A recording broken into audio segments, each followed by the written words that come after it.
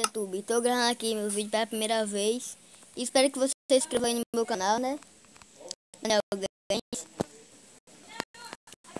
Espero que você me ajude aí, né? A seguir essa canal no YouTube. E agora vamos lá, vou ensinar você a fazer os bonecos mais fortes que tem do Minecraft.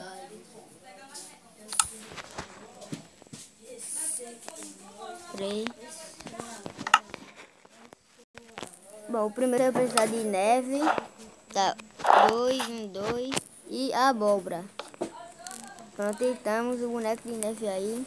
E temos, quer dizer, aqui. Mas ele não mata muita coisa, né? Ele é fraco. É só ficar aqui jogando, mas demora pra matar. Fez logo outro aqui, né? Pra matar logo. É 2. É só os braços aqui, né?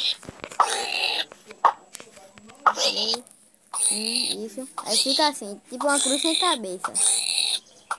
Aí você bota a abóbora e já fica o boneco. Tem um guardião aqui. Que ele vigia você de tudo. E agora, gente, o mais forte aqui, não sei se eu devo fazer ele aqui, né? Olhei para um canto mais melhor. Procurar aqui, o canto bom. Agora 1, 2. É só os braços aqui. 2. Pega crânio de esqueleto Wither. Bota 1, 2, 3. E tá feito aí, tem que sair de perto lá, porque esse boneco é muito perigoso. Ele é o mais fera que tem aqui no Minecraft.